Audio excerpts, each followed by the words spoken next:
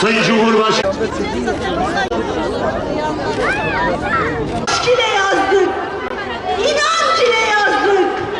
Bu destanda vatan aşkı, ezan aşkı, bayrak aşkı vardır.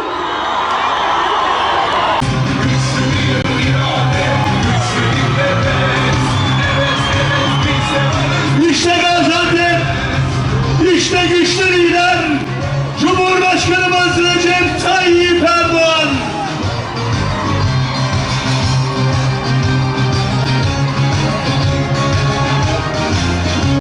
Akdere mahallemizde gerçekleştirdikleri canlı bomba saldırısının ardından taziye için 28 Ağustos'ta gelmiştim. Bu vesileyle bir kez daha terör eylemlerinde ve 15 Temmuz darbe girişiminde verdiğimiz asker, polis, sivil tüm şehitlerimize Allah'tan rahmet, yakınlarına başsağlığı ve sabır diliyorum. Gazilerimizden tedavileri sürenlere Rabbimden acil şifalar temenni ediyorum. Bir gül bahçesine girercesine toprağa düşen her şehidimiz bu toprakların DAEŞ'in alçak saldırılarında 70'e yakın sivil vatandaşımızı şehit verdik. Yetmedi. 15 Temmuz darbe girişiminde 3 Gaziantep'li kardeşimiz şehadet makamına erişti. Görüldüğü gibi Antep Gazi unvanını sürekli tazeliyor. Buradaki kardeşlik, buradaki birlik, beraberlik, dayanışma, buradaki üretim, emek, buradaki vatan sevgisi, millet sevgisi tüm bölgeye, tüm Türkiye'ye örnek gösterilecek seviyededir. Türkmeniyle, Kürdüyle, Arabıyla, daha pek çok farklı etnik gruptan insanıyla tüm Antepliler tek yürek, tek yumruk işte burada. Gelsin. Eyvallah. Eyvallah. Gaziantep'e baksın. Sünnisiyle, Alevisiyle, her mezhepten, her meşrepten insanıyla tüm Antep işte bu meydanda. Suriyelisiyle, Iraklısıyla, Afganlısıyla, diğer bölgelerden gelen insanlarıyla Antep işte burada. Türkiye'nin 80 vilayetinden gelen herkesi bağrında barındıran, aş veren, iş veren, ev veren Antep bu Kadir Şinaslığı'nın bereketini görüyor. Bazı yerlerde sıkıntı varken Gaziantep'teki fabrikalar, iş yerleri maşallah harıl harıl çalışıyor. Bereket, bereket. Elhamdülillah. Nerede hareket? Efendim, Gaziantep Organize Sanayi Bölgemizin bu seferberliğe 15.000 ilave istihdam taahhüdüyle katıldığını öğrendim ve çok memnun oldum. Allah razı olsun. Ankara'daki toplantıda söz verilen rakamlar vardı. Şimdi Vali Bey bu taahhüdü ne yapacak? Takip edecek. 15.000 kişi organize sanayide inşallah işbaşı yapacak. Eyvallah. Hepsinin de takipçisiyim. Söz verip de yerine getirmeyen onları da tüm ülkeye ifşa edeceğimi özellikle belirtmek isterim. Suriye'deki sıkıntılar sona erdiğinde Gaziantep çok daha büyük bir atılımın içine girecektir. Aynen. Şimdiden hazırlığınızı yapın. Eyvallah. Güzel günler sizleri, bizleri bekliyor. Allah. Şu coşkuya bak. Elhamdülillah. Türkiye istiklal ve istikbal mücadelesinde yeni bir yol ayrımındadır. Uzun bir geçmişi olan yönetim sistemi arayışlarımızda reform mahiyetinde bir yeniliğe gidiyoruz. Yürütme, yasama ve yargı organlarının görevlerini yeniden tanımlayarak Cumhurbaşkanlığı hükümet sistemine geçiyoruz. Bu sistemin ilk adımını 2007 anayasa değişikliğinde atmıştık. İkinci adım 2014 yılında şahsımın doğrudan halkımın oyuyla Cumhurbaşkanı olarak seçilmesi. Şimdi 16 Nisan'da halk oyuna sunulacak anayasa değişikliğiyle bu reformun nihai adımını atıyoruz. Hazır mıyız? Hazır mıyız? Hazır mıyız? Yürütme ortadan kalkmıyor. Meclis kapanmıyor. Yargı etkisiz hale getirilmiyor.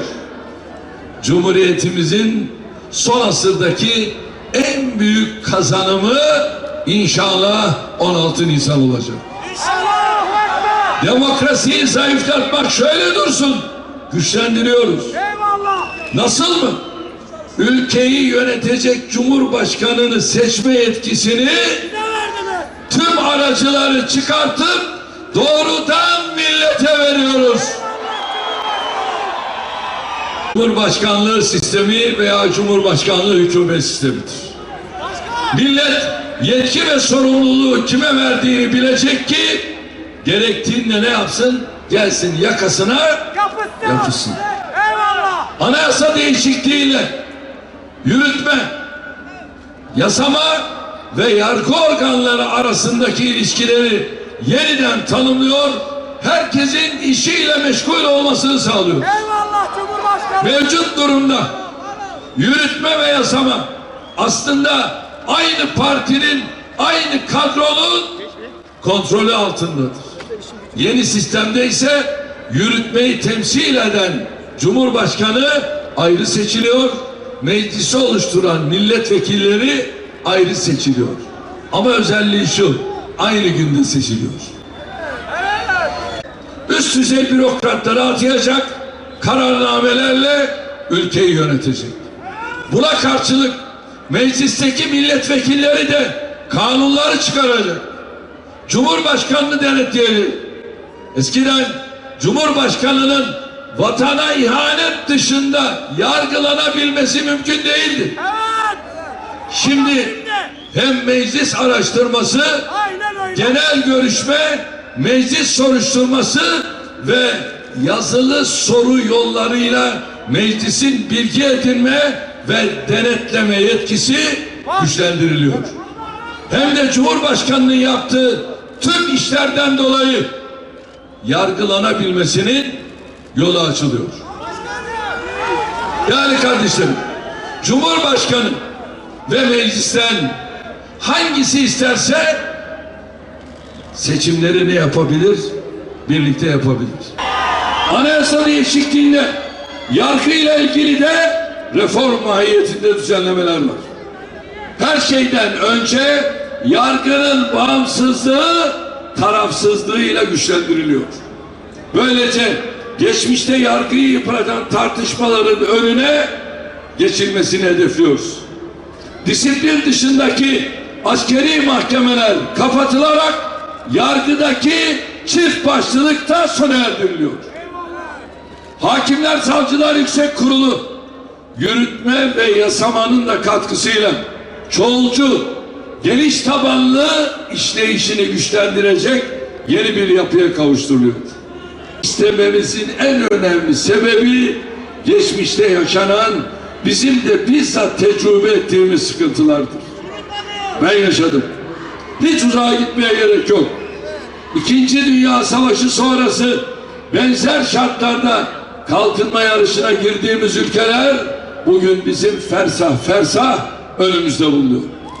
Biz ise siyasi çekişmelerle ne yazık ki çok zaman kaybettik. Darbelerle, ekonomik krizlerle sürekli zaman kaybettik. 16 ayda bir bu ülkede hükümet kuruldu ya. 16 ayda bir. Böyle bir ülkede istikrar olur mu? Böyle bir ülkede güven olur mu? İstikrarın, güvenin olmadığı bir ülkede kalkınma olur mu? Antepliler ne der? Et diye kaptım, balcan börgü çıktı. Öyle mi? Tüm bu hakikatler gözümüzün önündeyken hala kriz üreten bir sistemde ısrar etmenin anlamı yoktur. Birileri diyor ki neyi yapamıyorsunuz da yönetim sistemini değiştiriyorsunuz? Biz bu sistemi kendimiz için değiştirmiyoruz. Biz bu reformu milletimiz için, ülkemiz için yapıyoruz. Dikkat ediniz. Bu hitabı bize yönetenler hayatları boyunca bu ülke için dikili ağaçları yok. Hayırlı hizmetleri yok. Biz 14 yıldır ülkeyi yönetirken eksiğiyle, fazlasıyla sistemin bize sağladığı kolaylıkta değil, bizim şahsi kabiliyetimizle bunları başardık. Şu anda da benim hükümetle, bürokrasiyle, iktidar partisiyle herhangi bir sıkıntım, sorunum yok. Ama bu ikili ilişkilerimiz. Biz uzun yıllar birlikte çalıştığımız arkadaşlarımızla uyumlu bir mesaimiz var. Fakat bu durum sistemin artık işlemez hale geldiğini görmemize engel değil. Eskiler bir ipte iki cambaz oynamaz derler. Her ikisi de gücünü halktan alan, anayasada oldukça geniş yetkilere sahip bir cumhurbaşkanı, bir de başbakan var. Bu makamlarda kim olursa olsun eninde sonunda bu güçler arasında bir çatışma kaçınılmazdır. Bunu biz rahmetli Özal ve Demirel döneminde de gördük, başkalarında da gördük. Türkiye'yi göz göre göre anayasa kitapçıklarının fırlatılarak istikrar ve güven ortamının yerle bir edildiği o günlere geri göndermeye bizim gönlümüz razı değil.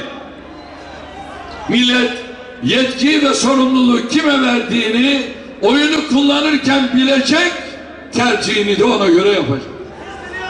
Türkiye'nin içinden geçtiği nazik dönemde güçlü bir yönetime ihtiyacı var. Terörle mücadelemizi neticeye ulaştırabilmemiz için, bölgedeki mücadelelerden başarıyla çıkabilmemiz, 2023 hedeflerine ulaşabilmemiz için sistemi değiştirmek zorundayız. Oraya ziyarete geldim ve arkadaşlarıma dedim ki artık durmak yok. Kim ne derse desin, artık şimdi Suriye'ye giriyoruz. Ve ondan sonra Cerablus'a girdik. Durmadık. Ardından Errahi'ye girdik. Şimdi oralarda sahipleri var. Dabık'a indik. Elbap'a indik. Ve şimdi Elbap'ta hamdolsun halloluyor. Bir de mutabık kalırsak, Suudi Arabistan, Katar mutabık kalırsak, Rakka'yı da DAEŞ denilen o katil sürüsünden temizleyeceğiz. Hazır mıyız? Gaziantep hazır mıyız? Ya Allah! Bismillah.